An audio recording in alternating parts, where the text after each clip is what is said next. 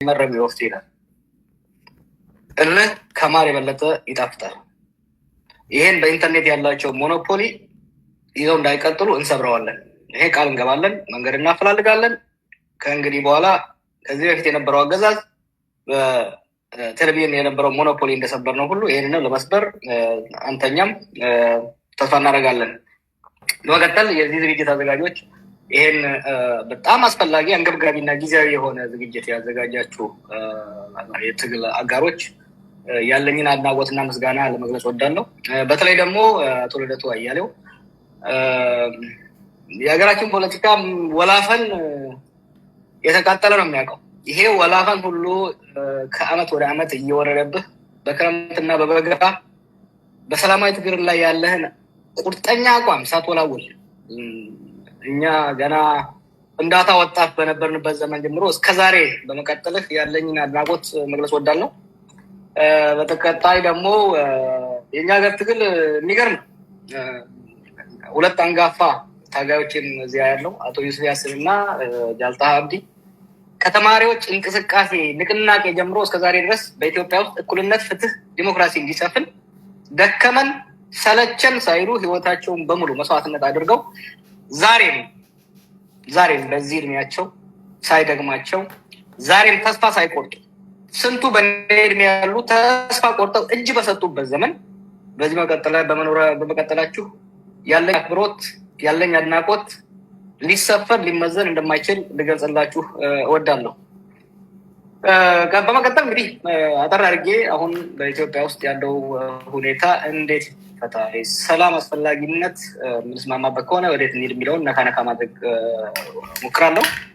በአሁኑ ወቅት ሁለት በጣም አሳሳቢ አንገብጋቢ ጉዳዮች ለኢትዮጵያ ዜጎች ያሉ ይመስለኛል። አንዱ የዳቦ ጉዳይ። እኛ ኢትዮጵያኖች የኢትዮጵያ ዜጎች ደህንነትን እናውቀዋለን። እንዳሆነ የሚያደግነው ስለ ኒውቷስ ግን እንደ ዘንድሮ የባሰ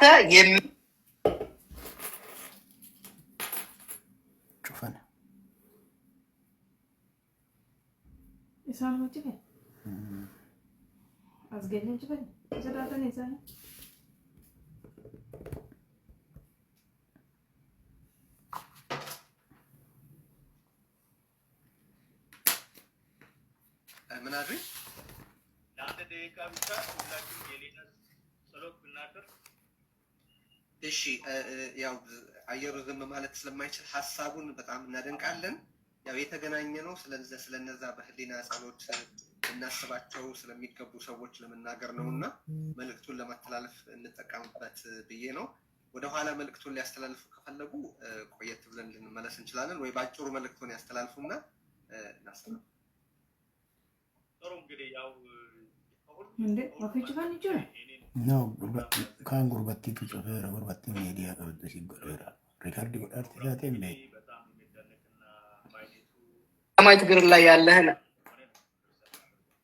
ቁርጠኛ አቋም ሳትወላውል እኛ ገና ፍንዳታ ወጣት በነበርንበት ዘመን ጀምሮ እስከዛሬ በመቀጠልህ ያለኝን አድናቆት መግለጽ ወዳለሁ። በተከታይ ደግሞ የኛ ሀገር ትግል የሚገርም ሁለት አንጋፋ ታጋዮችን እዚያ ያለው አቶ ዩሱፍ ያሲን እና ጃልታ አብዲ ከተማሪዎች እንቅስቃሴ ንቅናቄ ጀምሮ እስከዛሬ ድረስ በኢትዮጵያ ውስጥ እኩልነት፣ ፍትህ፣ ዲሞክራሲ እንዲሰፍን ደከመን ሰለቸን ሳይሉ ህይወታቸውን በሙሉ መስዋዕትነት አድርገው ዛሬም በዚህ እድሜያቸው ሳይደግማቸው ዛሬም ተስፋ ሳይቆርጡ ስንቱ በኔ እድሜ ያሉ ተስፋ ቆርጠው እጅ በሰጡበት ዘመን በዚህ በመቀጠላችሁ ያለኝ አክብሮት ያለኝ አድናቆት ሊሰፈር ሊመዘን እንደማይችል ልገልጽላችሁ እወዳለሁ። በመቀጠል እንግዲህ አጠር አድርጌ አሁን በኢትዮጵያ ውስጥ ያለው ሁኔታ እንዴት ይፈታ ሰላም አስፈላጊነት የምንስማማበት ከሆነ ወዴት እንሂድ የሚለውን ነካ ማድረግ ሞክራለሁ። በአሁኑ ወቅት ሁለት በጣም አሳሳቢ አንገብጋቢ ጉዳዮች ለኢትዮጵያ ዜጎች ያሉ ይመስለኛል። አንዱ የዳቦ ጉዳይ። እኛ ኢትዮጵያኖች የኢትዮጵያ ዜጎች ደህንነትን እናውቀዋለን። እንዳሆነ የሚያደግነው ስለ ኒውቷስ ግን እንደ ዘንድሮ የባሰ የሚያማርር የሚያስጠላ ድህነት አይቼ አላቅም። ያየ ሰው መጥቶ መናገር ይችላል። በተለይ ደግሞ ከተሜውና በእኛ አቅም በእኛ ደረጃ ሚድል ክላስ የሚባለው ማህበረሰባችን ይሄ አንቶክ ነው። ሐኪሞቻችን፣ ኢንጂነሮቻችን ምግብ ለራሳቸውና ልጆቻቸው ማጉረት ከበር አፎርድ ማድረግ የማይችሉበት ደረጃ ላይ ድረስ ነው። ገበሬው በየአመቱ እያደገ ያለው መዳበሪያ በተለይ አምና 3500 የነበረ መዳበሪያ ዘንድሮ ከ9000 በላይ በመሆኑ ዘንድሮ ማሻውን አርሶ በቂ መዳበሪያ ማግኘት ባለመቻሉ በሚቀጥለው አመት ምርቱ ይቀንሳል፣ የኑሮ ውድነቱ እየጨመረ የሚሄድ ይሆናል ማለት ነው። ኢማጂን ይህ ገበሬ ይህ አርሶ አደር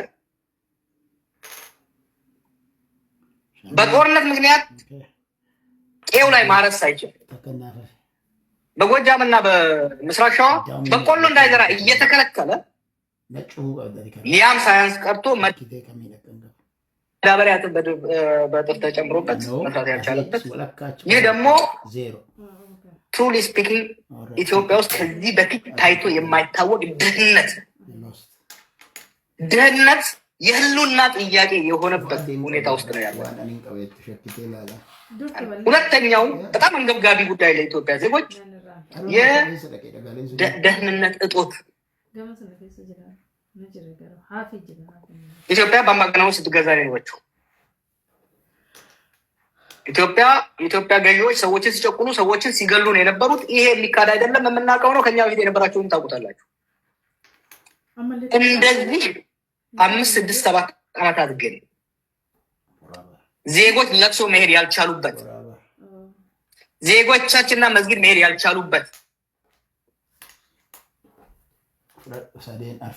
እናቴ የእሷ እናት ስታርፍ ሄዳ መግበር ያልቻለችበት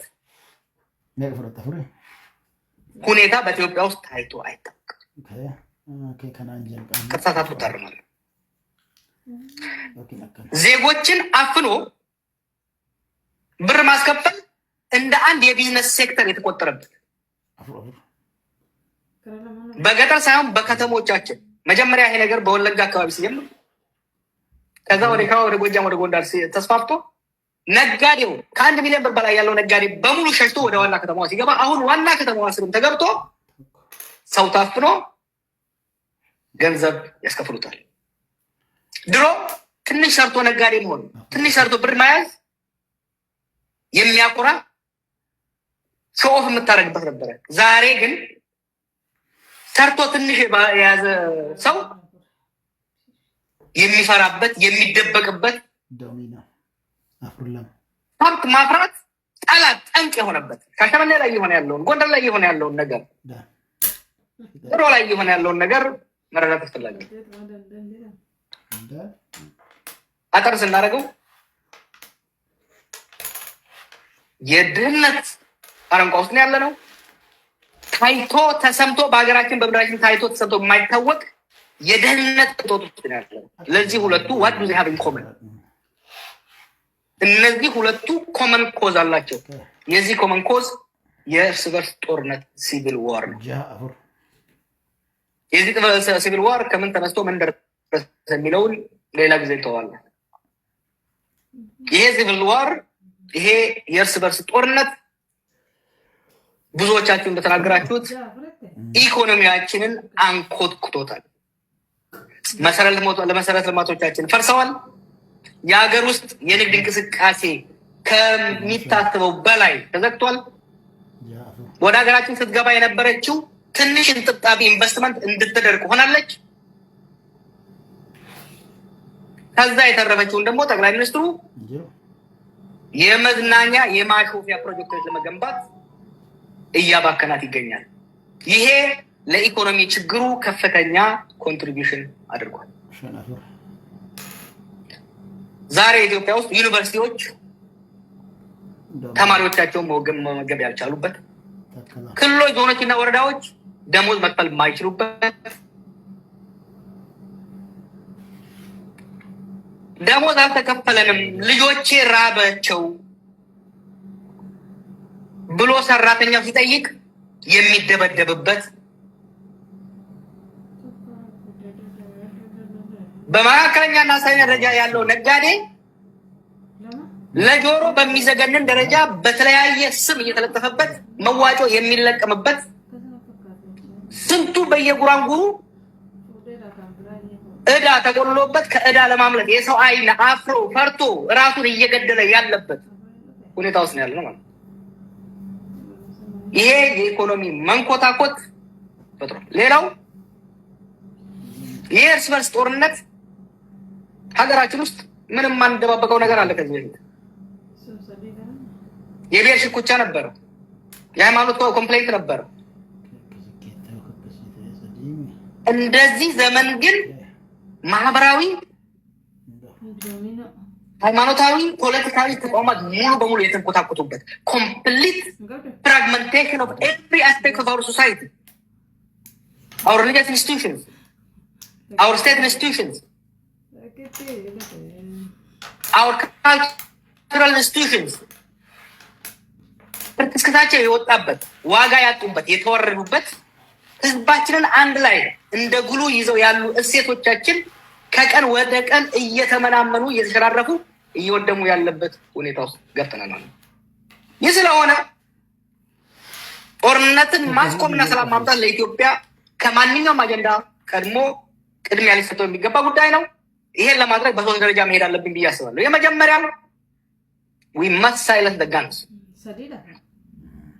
አሁን በኦሮሚያና በአማራ በቤኒሻንጉል የተካሄዱ ያሉ ጦርነቶች በአስቸኳይ እንዲቆሙ ቆመው ግን አሁን ሊፈነዱ በቋፍ የደረሰው የትግራይ ግጭት እንዳይፈነዳ መረባረብ፣ ከኤርትራ ጋር የተገባው ፍጥጫ ወደ ጦርነት እንዳይሄድ የሀገራችን ዜጎችና በኢትዮጵያ ጉዳይ ይመለከተኛል ስቴክሆልደር የሚል ማንኛውም ዓለም አቀፍ ማህበረሰብ ሊረባረብበት የሚገባ ጉዳይ እንደሆነ አበክሬ መናገር ፈልጋለሁ።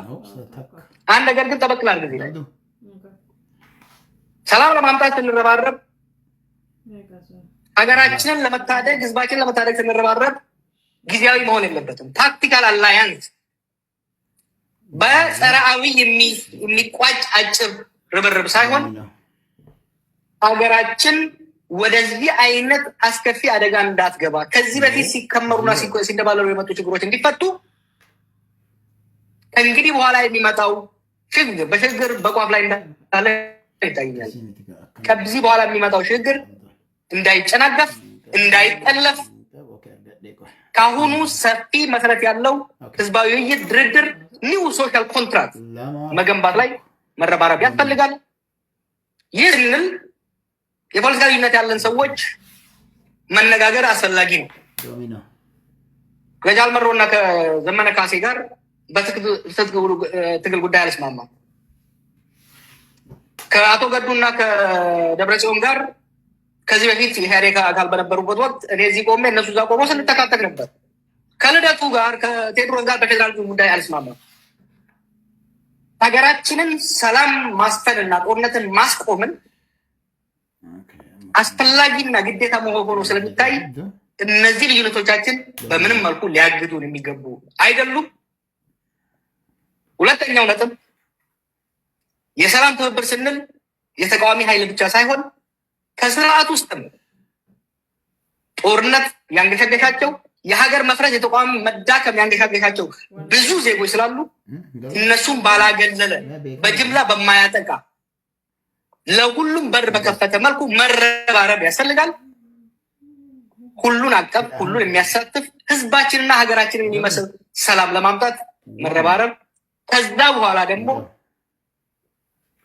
ህዝባችንና ሀገራችንን የሚመጥን በሰጥቶ መቀበል ላይ የተመሰረተ የፖለቲካ ድርድርና ስምምነት አድርገን ሀገራችንን አሁን ከገባችበት ችግር ማስወጣት ብቻ ሳይሆን የሚቀጥለው ትውልድ የኔና የኔ መሰሉ ልጆች